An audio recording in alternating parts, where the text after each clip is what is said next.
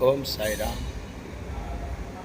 मैं आचार्य परमहंस संत जी सदगुरु 1008 स्वयं साई सदगुरु जी, मुझे यहाँ पर ये कहना है सभी राजकीय पार्टियों के नेताओं को और पुलिसों को, जहाँ तक बात है भारत देश की स्वतंत्रता की, मानवाधिकार की, तो मानवाधिकार का सबसे बड़ा संरक्षण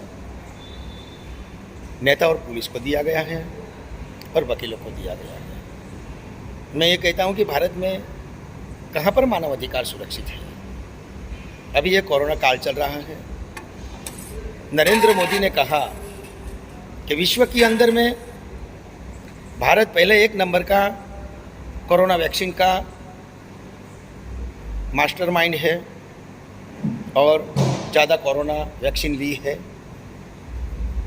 तो मैं मीडिया तो समाज का फोकस होती है, उसको समाज के बारे में सोचना चाहिए, समाज के लोगों के बारे में सोचना चाहिए। मगर आजकल की मीडिया नेताओं की सोचते हैं, पार्टियों की सोचते हैं, वो पार्टियों के पैकेज बन गए हैं, समाज के हित के लिए कुछ सोचते ही नहीं है। अगर ये कोरोना दोबारा तिबारा आया, क्यों आया? पब्लिक तो इतनी अच्छी है, लोग इतने अच्छे हैं भारतवर्ष के कि नेताओं लोगों ने जो भी कुछ किया, जो भी कुछ कहा, उस प्रकार से चले।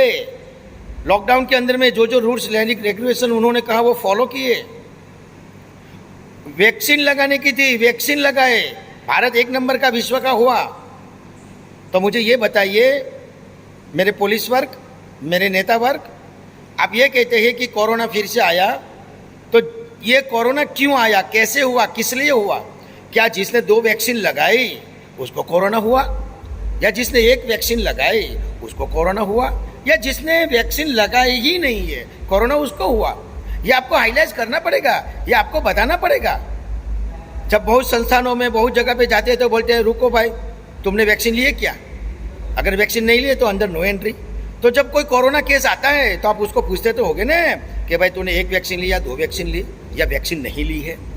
तो ये कोरोना किसको हुआ ये आपको बताना पड़ेगा।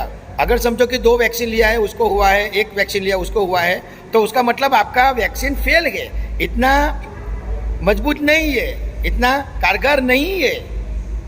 ठीक है, पब्लिक ने उसके हिसाब से अनुशासन से पालन भी किया, फिर आप सब पब्लिक को ही कहते हैं कि मुंह पे मास्क नहीं पहना इसीलिए आपको कोरोना हुआ, आपने कुछ जिम्मेदारी नहीं ली, हिफाजत नहीं की, इसीलिए कोरोना हुआ।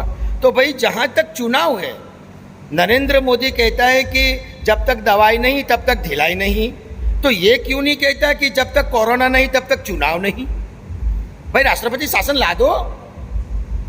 आप जहाँ चुनाव है वहाँ पब्लिक इकट्ठी कर रही है हजारों की, लाखों की संख्या में, तो क्या वहाँ कोरोना नहीं है क्या? तो कोरोना का उपज तो आप ही कर रहे हो, कोरोना का नियम का उल्लंघन तो आप नेता लोग कर रहे हो।